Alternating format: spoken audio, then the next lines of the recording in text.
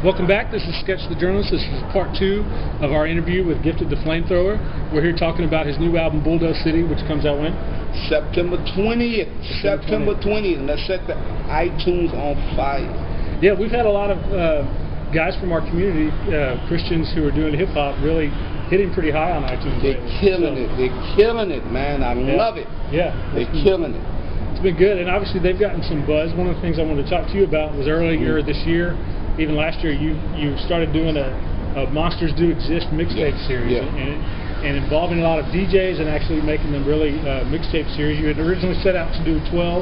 I think you got to about 9. So tell me a little bit about why you decided to do that, offer them for free, and get DJs involved, and kind of just your whole thought process behind it. You know, again, you know, in a Christian genre, it's kind of a new genre, you know. So the DJs doesn't get the appreciation that I feel like they should get, for one.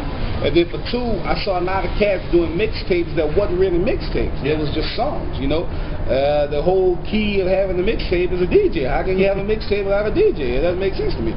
So, and then also I wanted to give away, man. You know, I dropped the Street Symphony project, and you know, they really supported it, and I wanted to give back to people, you know. So it was the beginning of the year.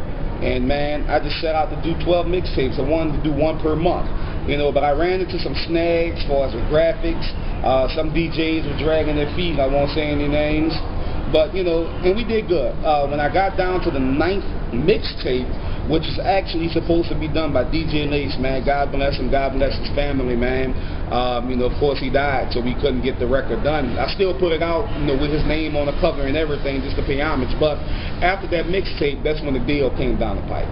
So, you know, I had to make the decision of, I didn't want to sit down and write a record with just, you know, half-done rhymes, just trying to use my talent, because I was becoming to be drained at that point. So I told him to put the mixtapes aside so I can focus solely on the record. But I'm going to pick it back up in 2012 and just keep it rolling. But for right now, I wanted to stop and just focus on the record.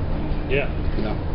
You've also done a series of different kind of, I guess, street or homemade videos using YouTube and that sort of thing. Obviously, some people have bigger budgets, but sometimes just getting it out the word and sitting in front of a camera is done. Tell me a little bit about that kind of grind and what kind of topics and ideas you have to be able to just do the little videos. Well, people like to see, you know, visual arts. I mean, that's just the new wave now, you know. So I started fooling around with the flip camera and just, you know, just doing some random videos, like you said, nothing big budget, just kind of like writing a song just on video, you know, shooting some stuff in the studio, shooting some stuff in the streets, just to keep people, you know, motivated, keep them entertained, you know, and still minister to them, just different aspects, you know. So yeah, shout out YouTube, Gifted da Flamethrowa, got a lot of videos of it. Yeah, and actually you've got some critics on YouTube as well. I do. There's been a couple people that have kind of sat down and talked about your ministry and what you do. How did you feel when you first heard about that? How do you respond? Is this someone you know personally, or have you even tried to reach out, or just kind of let that go by the wayside? When I first saw it, it was a series. You know, the first thing that I saw, it was just a little shot. You know, and of course nobody likes to be criticized, first of all.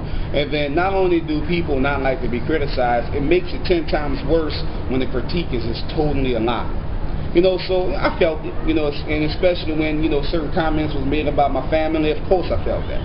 You know, but at the end of the day, I understand that God said that he'll make my enemies my footstool.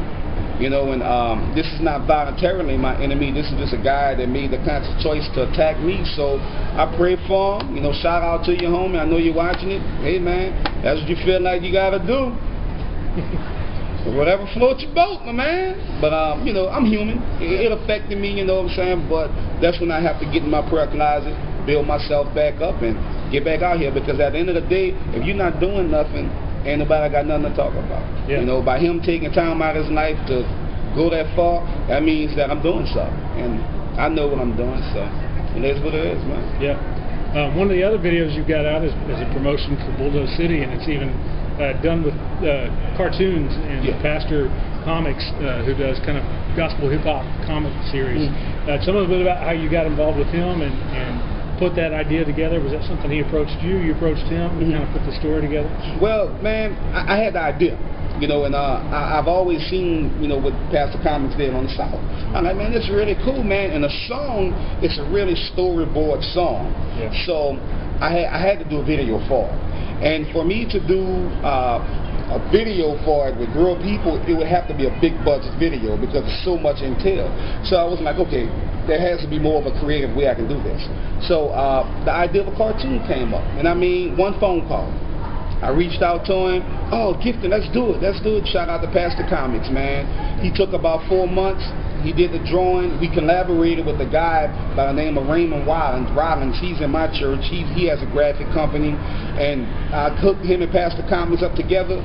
They did the drawing. Pastor Comics put the video together, man. It came out nice, man. I think it was something real creative and cutting edge. Yeah. You know? Cool. Okay.